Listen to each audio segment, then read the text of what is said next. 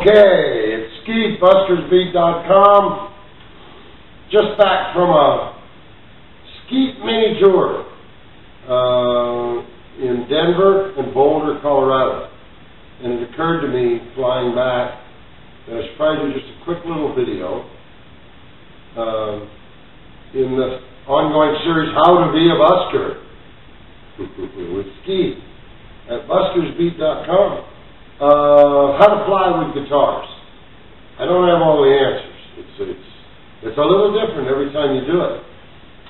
Who are you?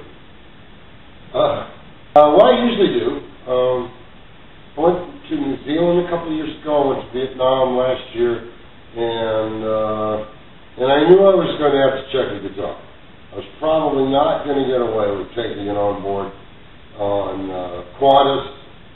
They generally won't let you. And on Air New Zealand, they generally won't let you. But domestically, here in the U.S., United will allow it if it will fit in the overhead bin thing, you know.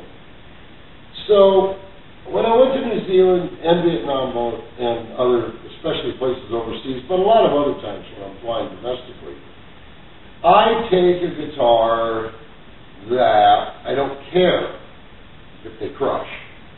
I actually have 2 or 3 or 4 guitars that are very inexpensive. They're made in China. They're not solid wood.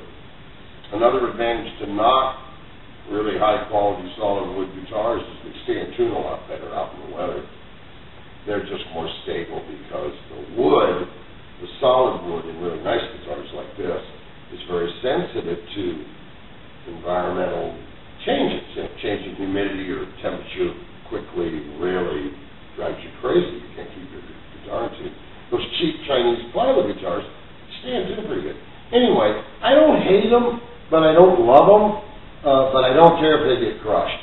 So I wind up often, when I have to fly somewhere, playing guitars that aren't my favorite. Because I certainly can't afford to buy a seat or a guitar. Years ago, we used to do that occasionally, and even I could afford it once in a while, and did. Not anymore. So I often take guitars that I don't care that much about. They're easy to replace. The airlines will give me X amount, and it's probably more than I need to replace the guitar. I do put them in a hard shell case, of course, and I have TSA, after they inspect them, you check in baggage. I have them wrap their, official TSA tape around the case so the case doesn't flop open. And they're real nice, and they're happy to do that. And I've had really good luck. I've never had one smashed yet. But this one, for example, I wouldn't do that with. I put it in the seat and check myself before I check this guitar. I wouldn't check this guitar with any airline anywhere in the world. So that gets to be a problem if you really want to take a guitar like this. This recent trip to Denver and Boulder, Colorado, both busking and playing in clubs, I took a Taylor guitar that is probably from the late 70s. It's a really nice guitar. I love this guitar. It's one of my real favorite guitars. The stress that caused me flying was not worth it. As much as I love to have that guitar with me, I'd recommend not doing it. I was actually able to take that guitar on board on all 4 flights. But the last one was real dicey. The only reason she let me do it was because there were some empty seats.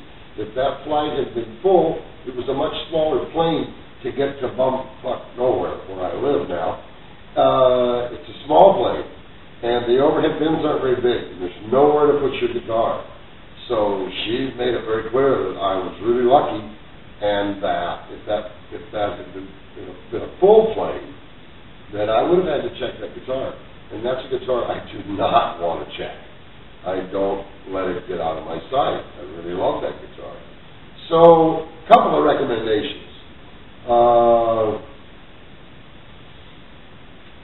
Sometimes you can get away We're taking a nice guitar on board the plane with you. But there's no guarantee. No matter what they tell you on the phone, you can get to the airport, and whoever's helping passengers board will say, no way. No way, you have to check that. Taking a big risk.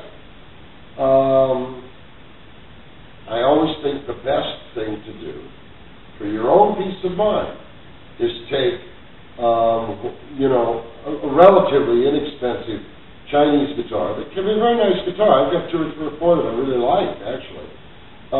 They aren't my favorites. I'd rather have this, but it's not worth the stress.